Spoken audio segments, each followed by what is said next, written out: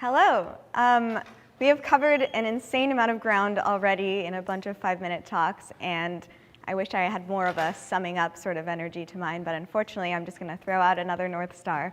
I've had the honor of working with a ton of folks here, and I'm grateful to Glenn in particular for bringing me into this space really years ago at this point, which is strange to think about. And I guess I'm going to lay out a pretty big North Star that I think I would love for all of us to solve here. And the problem that I think about a lot is this. So I think that it's pretty important when we think about plurality to particularly think about the governance of technology itself, right? As we think about fixing our institutional structures as a whole, how do we also govern frontier technologies? And I think our governance models broadly, when we think about tech governance, are falling prey to this issue, what we might call the transformative tech trilemma. So we're assuming that we need to accept significant trade-offs between progress, which looks like building better technology capabilities, safety, so avoiding significant risks, and participation, which is what we're talking about a lot today, enabling self-determination and democracy, the co-authorship, right, in our futures that Danielle was talking about. And really, I think that requires co-authorships in figuring out the trade-offs between progress and safety. And a bunch of the talks, at least so far to me, have kind of described different parts of the ecosystem that I think do fall prey to this, where you have different actors kind of pushing forward one or another one of these pillars, and we're not creating a good synthesis where we can have all of these things, right, in the information ecosystem, in the way that we govern online spaces, in our political systems as a whole, in what Pooja was talking about, going between capitalist systems and these sort of big state or governance systems. And in doing so, I think we're really endangering our ability to achieve any one of these things, let alone all of them. So there are a few rigorous definitions of transformative tech, but for our purposes, just think about technological advances with a high likelihood of majorly altering our social structures, right? Like the internet or antibiotics. And I think the issue is our current crop of transformative tech is moving way faster than previous generations, making it harder to govern. Congresspeople in the US, and a bunch of my interactions at least, still don't seem to really understand how social media works, and we're in the position of needing to regulate generative models or figuring out the labor impacts of automation and things like this. So that brings us to this issue. And I see approaches towards governance sort of broadly coalescing into 3 broad camps. The first, which we might call something like capitalist catastrophe, sacrifices safety for progress, right? And it might enable basic participation through things like consumer choice or voting in a democracy, but mostly the imaginary is this world of VC-funded transformative AI, biotech, geoengineering startups with minimal regulation.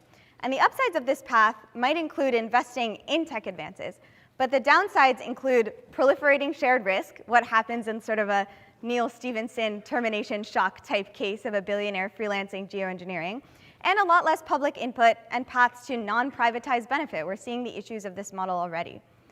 The second, which we might call something like authoritarian technocracy, sacrifices participation for safety, but it does allow for some approved kinds of progress, right? It's built on the assumption that the only way to ensure safety is central coordination through a few trusted entities. Think the CCP's approach to COVID. So upsides might include some real avoidance of risk, but downsides include the parallel risks to illegitimacy. We're already seeing a bunch of backlash, classic failures of central planning, and obviously the basic injustice of autocracy. The third, though, which we might call something like shared stagnation, sacrifices progress for participation. This approach involves great things like a huge emphasis on direct democracy and local production, but might be generally paired with a distrust of technology as a whole, right? So upsides include good analysis of power, shared decision-making, but downsides might include a lack of investment in a bunch of necessary development, and particularly sort of a Western-focused lack of investment. So we're nowhere near solving broader global public health or energy needs or communication infrastructure, and there's a lot less coordination on, emphasis on coordination between regions. So each of these approaches does an okay job of prioritizing one, maybe 2 of these things, but we need all 3. And I think that's basically where what we're developing here comes in. I'm at 1 minute. I will not go through all of these things, and I will spare you. You can talk to me afterwards. But solving this trilemma means developing better ways to operate the funding, development, deployment, distribution, and long-term governance of these technologies. I help run the Collective Intelligence Project with my co-founder Saffron, who's here. Work closely with Radical Exchange, Plurality. All of you folks are, in my view at least, many of you are working on different aspects of this, right? And there's not nearly enough time to talk through all of these, but I think this looks like executing on an input and participation, like I know AI Objectives and Polis and Aviv, your work is doing. Various experiments with ownership of infrastructure, protocol labs folks, exit to community, like there are so many different aspects of this that's happening. A bunch of technical work and pilots, Radical Exchange is leading a bunch of this, Gitcoin.